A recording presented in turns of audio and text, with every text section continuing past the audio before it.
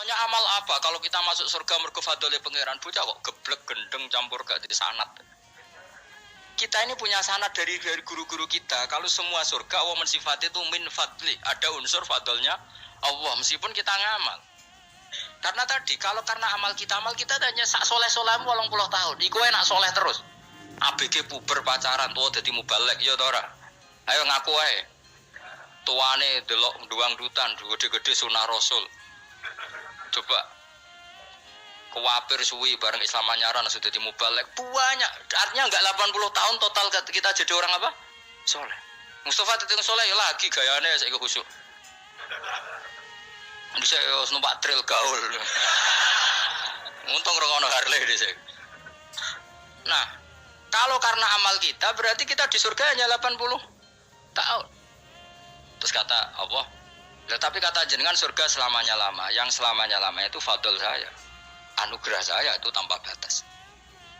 Makanya kita tetap yakin kita seperti ini nanti di surga itu kabeh fadlile Allah, seperti nas di sini apa alladzi ahallana darul muqamati min fadli, bukan karena amal tapi apa min fadli. Bahwa amal kita itu ikut dipertimbangkan iya, tapi ya termasuk yang dipertimbangkan, bukan segala-galanya. Yang paling menjadi abadi di surga adalah fadlile Allah, karena fadl dan rahmatnya Allah itu yang tidak terbatas.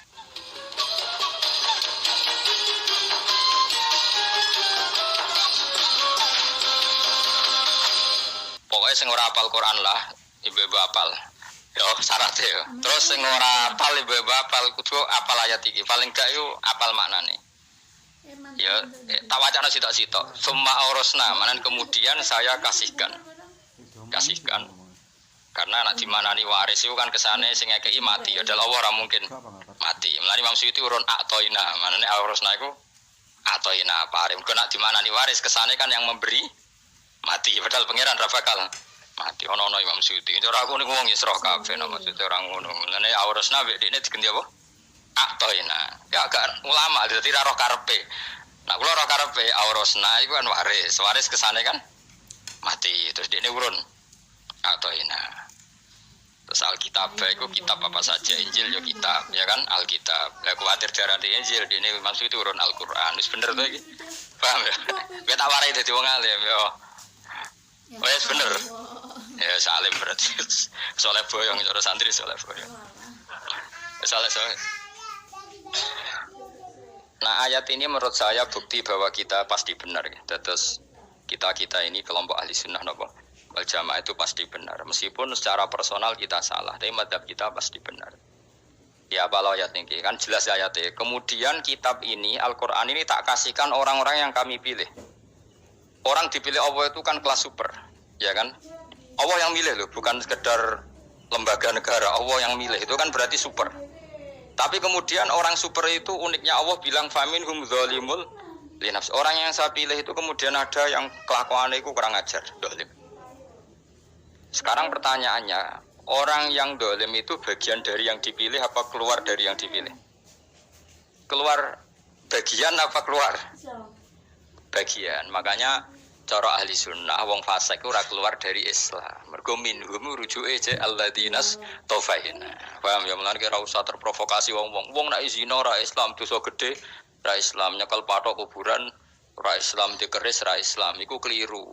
Wong Allah dhewe dawuh kemudian Quran ini tak kasihkan sama orang-orang yang kami pilih. Lah yang kami pilih itu ada yang berstatus dolim. Artinya yang dolim pun masih berkategori yang kami pilih. Artinya minimal tidak keluar dari nopo Islam. Itu kan normal. Misalnya saya sebagai pelatih milih 11 pemain.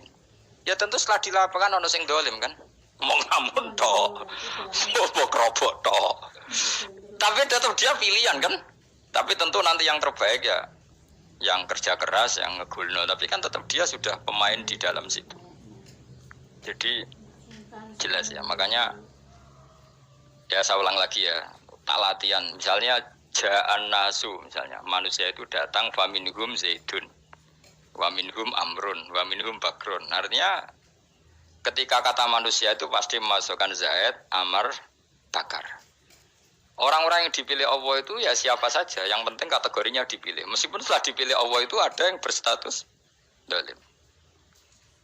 Nah kenapa tetap dipilih Allah? Ya karena dia punya status. Tak warai ya jadi wong alim. Meskipun sampean boleh bantah siji yo kadang keterbatasan ilmu. Nomor loro hasud, bantah kan sebabnya macam-macam. Hasud, nomor telu bantah gue kegiatan. Kayak wong kuliah nak agak kritis kan darani ra pinter. Jadi cocok lah ya kudu bantah. Engko khas-khasan cerdas apa? Nomor 4 bantah itu sifatnya wong wedok. Menang kalah protes. Berarti kowe ora lanang berarti wedok tukang protes wedok.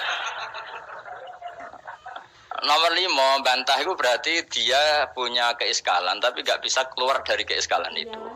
Jadi problem Anda ditimbangkan ke saya. Itu ya ora sopan. Problem-problemnya dia kok ditimbangkan ke saya. Pengawas. Begini terang no. Hukumnya Allah Ta'ala itu ada yang berstatus itu lugu. Lugu itu ya lugu ummi. Karena agama ini memang ummi. Ummi itu lugu. Sehingga agama ini tidak perlu diterangkan. Ketika Abu Hanifah, agama ini ketika datang itu orang lugu. Lugu itu murni. Murni itu proporsional. Sehingga sifat ummi itu baik. Misalnya saya bilang gini, rungon awas kena keliru. Kalau kamu sholat itu batal kalau makan. Itu ukurannya 1 upo apa 1 piring? 1 upo kan? Itu sudah batal. Terus kalau saya bilang gini, Cung nak no tamu keimangan, itu 1 piring tak 1 upo. Ndak jawab ya. 1 piring, orang iso misal, tak keimangan, gue 1 upo. Nah, lalu Anda ditanya gini, lalu definisi makan itu apa? Memasukkan 1 piring ke mulut, apa 1 upo ke mulut? Dalam bab sholat, 1 upo ke mulut itu makan. Tapi dalam bab hormat tamu itu 1 piring. Setuju ya? Tak warai pinter kayak. Jadi hukumnya Allah itu ada 2. Ada hukum itu lugu.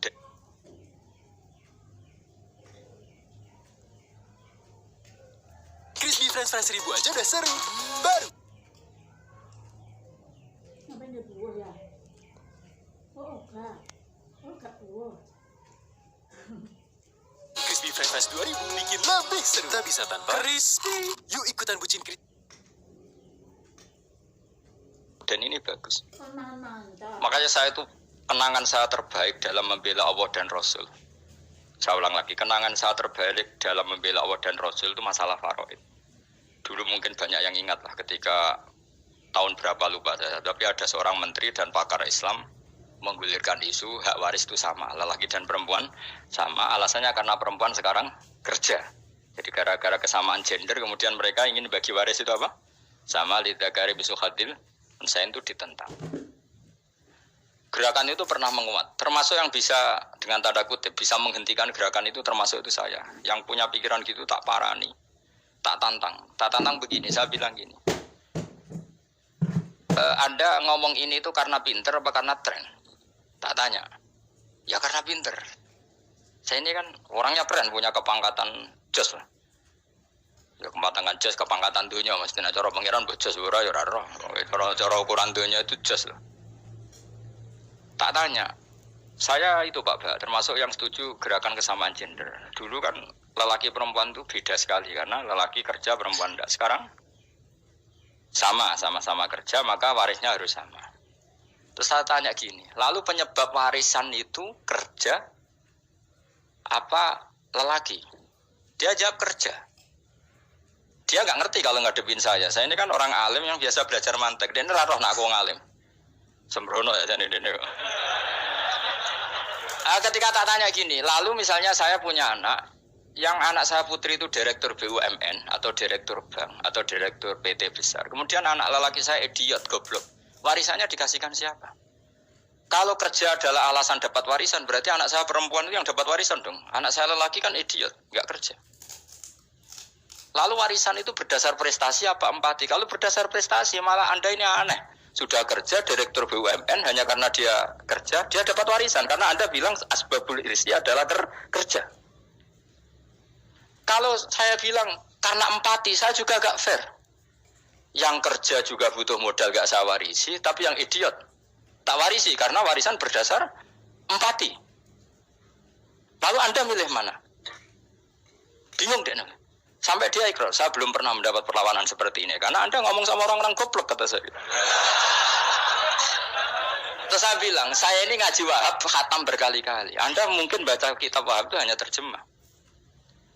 Maka menurut Islam yang menjadi hak waris itu sebabnya dzukura wal unasah, kelelakian menjadi dapat 2 bagian, keperempuanan menjadi 1 bagian, dan itu Islam tidak mau urusan dengan prestasi maupun empati, mujarradul dzukura dan mujarradul unusah.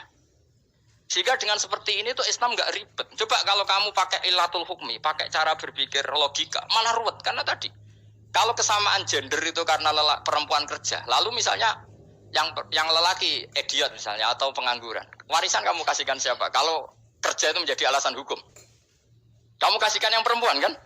Aneh enggak? Yang sudah kerja malah kamu kasih warisan yang nganggur? Enggak. Berarti berdasar prestasi atau berdasar empati. Kalau kamu dapat warisan idiot dulu dong. Idiot dulu, goblok dulu, kecelakaan dulu, baru dapat warisan karena dapat empati. Yang sudah PNS enggak perlu dapat warisan karena sudah juga ruwet. Fikih seperti ini ruwet enggak? Ruwet. Nah, kata Imam Haromen gurunya Ghazali, agama itu kadang dinuna dinul ajais. Kita ikut yang lugu saja. Allah bilang lelaki dapat 2 bagian dari perempuan, ya lelaki ya yang punya alat kelamin, penis. Perempuan yang punya farji, ya sudah gitu aja, gak usah ruwet-ruwet. Kenapa begitu? Ya sudah seperti itu. Nanti lama-lama gini kalau diterusin. Ada seorang dokter fikih perempuan. Dia menguasai fikih sholat. Ruhin lanang tapi gak menguasai fikih sholat. Rohnya mau pesolatan misalnya. Lalu yang jadi imam siapa kalau berdasar prestasi? Perempuan dong, karena dia doktoral fikus sholat. Dia menguasai aneh-anehnya sholat. Horo ibu masaili sholat dia menguasai. Sementara Rukin takoi sholat itu apa kan? Pokoknya ini gugus ngadeg terus lugu. Terus ngadeg balik. Apa? Ada mulan. Nak salam ngalerian. Dia tahunya hanya itu dok. Lalu kalau nuruti imam sholat adalah yang terpandai dalam fikus sholat, tentu yang imami perempuan. Tapi agama ini tidak seperti itu. Pokoknya wong lanang ngimami wong wedok. Jadi makanya kata Imam Haromen dinuna dinul ajais. Sampai Said Muhammad itu sering ngutip beliau gini kan, Allahumma imanan ka imanil ajais, ya Allah. Semoga iman saya menerima konsep engkau itu ka imanil ajais. Imannya wong wedok-wedok sing lugu. Ajus itu perempuan lugu yang sudah sepuh. Jadi misal For many years, we've been trusted to help keep you healthy. Using the best international quality standards. With kali ngukur anak seneng ya kono gedang goreng, ngekei duwe, ya lugu saja. Itu bagus. Daripada kamu pakai argumentasi, karena argumentasi ini sebetulnya kelihatan cerdas, tapi ada kebodohan masif. Karena tadi, kalau hak waris kita otak-atik dengan prestasi, maka yang pro empati akan protes. Paham ya? Masa yang sudah kerja dikasih banyak, yang idiot enggak. Tapi kalau berdasar empati juga aneh. Masa dapat warisan harus goblok dulu, harus kecelakaan dulu. Maka Rasulullah pernah ngendikan ketika ditanya, lalu warisan untuk siapa ya Rasulullah? Nabi jawabnya lucu. Fali aula rojulin dakarin. Jadi Nabi sempat ngendikan kata rojul. Kemudian direvisi dakarin. Fali aula rojulin dakarin. Semua ulama ngendikan dakarin di sini adalah badal.